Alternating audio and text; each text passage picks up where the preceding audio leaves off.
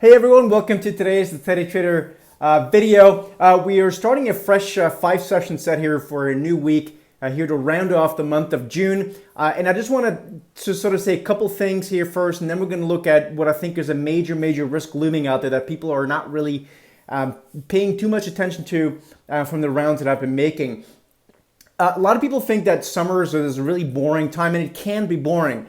But a lot of times we've seen real risk shocks in the market, more often than not, quite frankly. If you look at it through the lens of time, there tends to be sort of an unknown shock that happens. And so I want you to kind of remain on your toes, because I do think there's risk of that happening. I'm not saying it's going to happen this year for sure. Obviously, no one knows. I don't have a crystal ball, unfortunately. But I just kind of wanted to bring that out. And so in that vein, to me, one of the major risks out there, and we've done a lot of research calls over the past few weeks with our hedge fund clients and other types of clients.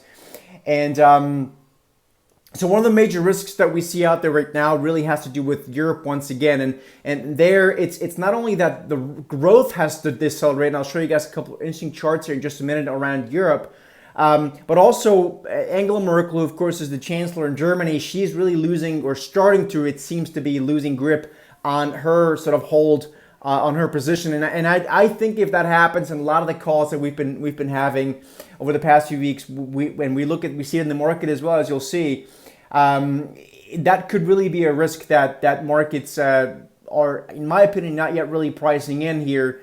And it's something that could really roil markets. And yes, this could absolutely roil U.S. markets as well. So don't think that's an isolated event that's not going to have any after effect or sort of aftershock, if you will, through other parts of the market. So let me show you guys a couple charts. So first of all, the economic data has already been slowing down in Europe for some time.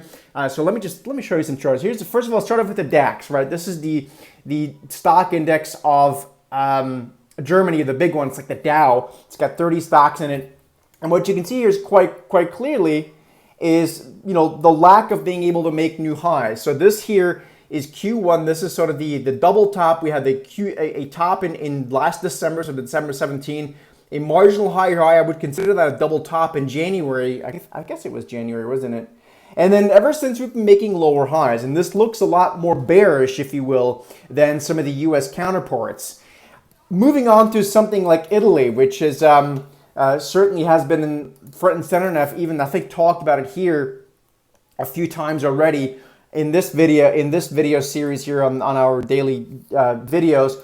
You can see here something like the 200-day moving average. That's your red line. Clearly, we're broken below that. If I were to make this a weekly chart, which I don't know, let me see if I can do that.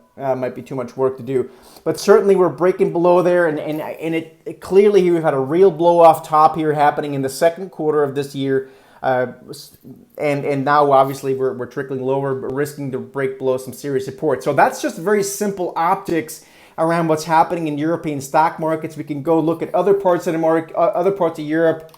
If you want to look at something like Spain 35 index there, that has an even uglier trajectory here. And so you can see the theme here is quite clear. And so I think because of that, if Merkel were to lose grip over in Germany, then that could possibly not only roll the equity markets, certainly also stateside, but certainly that's going to be something that's not going to do well on the euro, I don't think, because Germany is kind of what's holding the euro together, at least psychologically, or at least politically speaking, through the lens of sort of talking heads. So anyway, folks, just some perspective.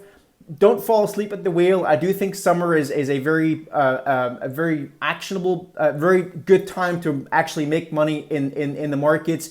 But you also have to look a little bit deeper. You can't just look at your stock of Netflix and whatever, people just look at a couple stocks. That's not going to get it done over time. You might be able to make money from a trading perspective for some time, but ultimately, if you're not aware of the bigger picture, and that's why we do these investment themes for our clients all the time, to kind of know where to focus on, where the ball's moving. I think over time, that's important to be able to make money. So we have a very, very, very cool and very, very important webinar coming up later on this week. I'll let you guys know about that a little bit later on, probably as of tomorrow, where the webinar will be focused on something that has generated us between 1% and 3% returns on a portfolio from an income perspective for 17 years now. So between 12 and 24%, or 12 and I guess more than 30%. on an annual basis from an income. Very, very conservative strategy that we'll talk about a little bit later on this week. For now, have a good start to the week. See you guys tomorrow.